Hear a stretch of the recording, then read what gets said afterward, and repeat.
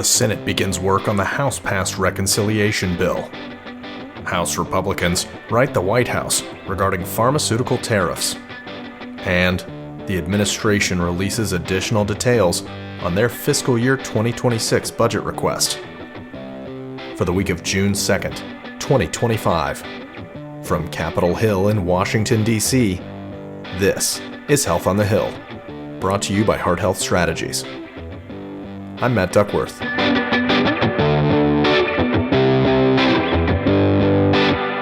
We spend 70% of the world's biomedical research out of NIH, 70%, and we're the sickest country in the world. $18 billion or 40% from the NIH budget slow the development of new treatments and cures? And we are the sickest country in the world, so that money has not been well. Kicking this week's episode off with news from the administration, where executive agencies began sending their budget in brief documents to Congress on Friday, expanding on the skinny budget released by the Trump administration last month. The White House is seeking non-defense budget cuts of more than 22%, along with a flat military budget in the coming fiscal year. The U.S. Department of Health and Human Services would receive $94.7 billion in discretionary funding under the president's proposal. The budget would consolidate the National Institutes of Health from 27 to 8 institutes, while reducing NIH funding by nearly 40%, from $48.5 billion to $27.5 billion. Funding for the Centers for Disease Control and Prevention would be reduced from more than $9 billion to just over $4 billion. Funding for the Food and Drug Administration would be reduced from $7 billion to approximately $6.5 billion. The newly established Administration for Healthy America, under which several existing agencies would be consolidated, including the Substance Abuse and Mental Health Services Administration and the Health Resources and Services Administration, would receive $14 billion in funding. Appropriators in the House of Representatives will begin marking up their own fiscal year 2026 funding bills this week, starting with the Military Construction Veterans Affairs and Agriculture FDA bills. The panel aims to consider all 12 annual appropriations measures, no later than the end of July.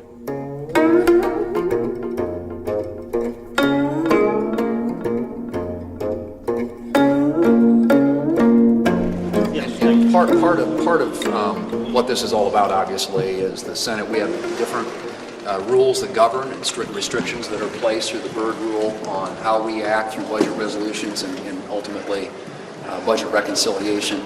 And shifting to news from Capitol Hill today, where Congress returns to session this week, with the Senate preparing to take up the GOP's budget reconciliation package.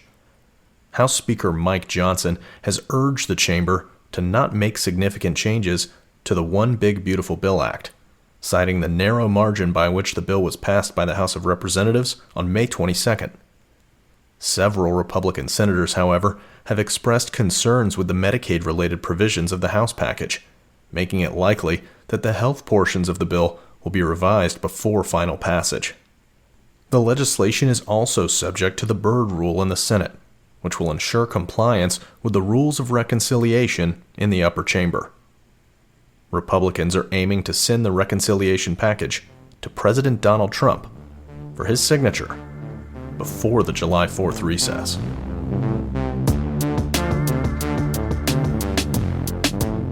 In everything. We have to be smart about that. And as the president pointed out, there needs to be some flexibility. This isn't just trying to get hog products into Australia or, getting wheat into another country or other certain goods around.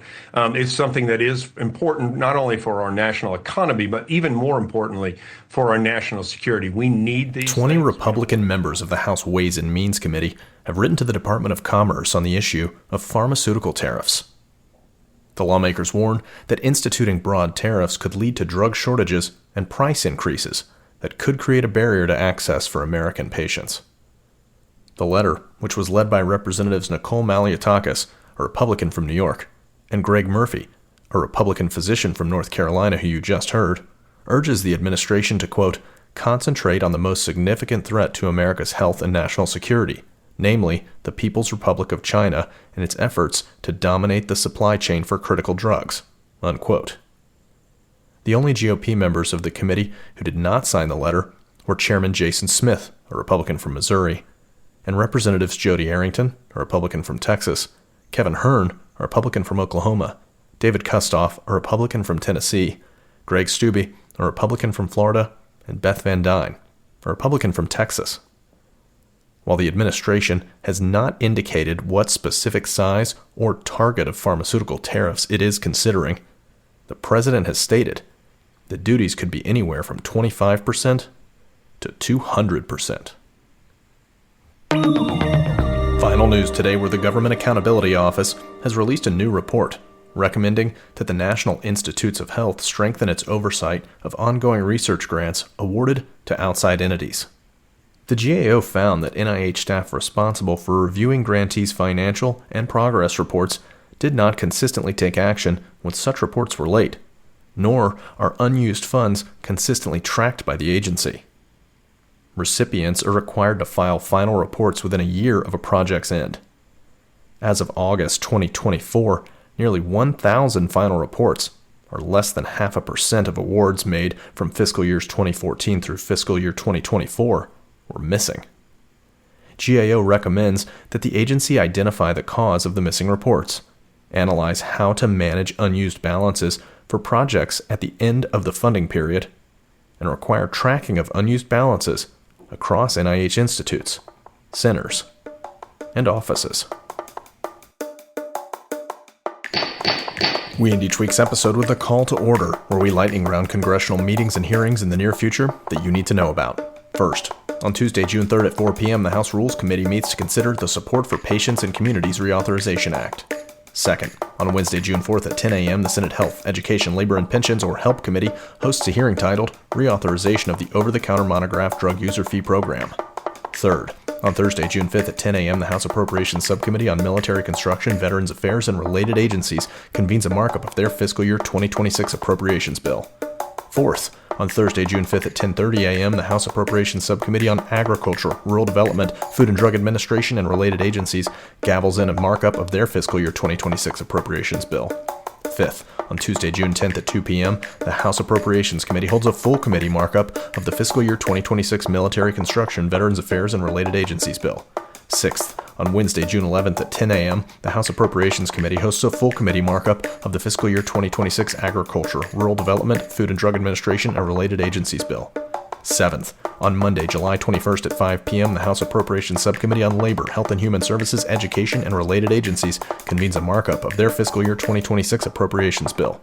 And last, on Thursday, July 24th at 10 a.m., the House Appropriations Committee hosts a full committee markup of their fiscal year 2026 Labor, Health and Human Services, Education, and Related Agencies bill. Thanks again for tuning into this week's episode of Health on the Hill, brought to you by Heart Health Strategies.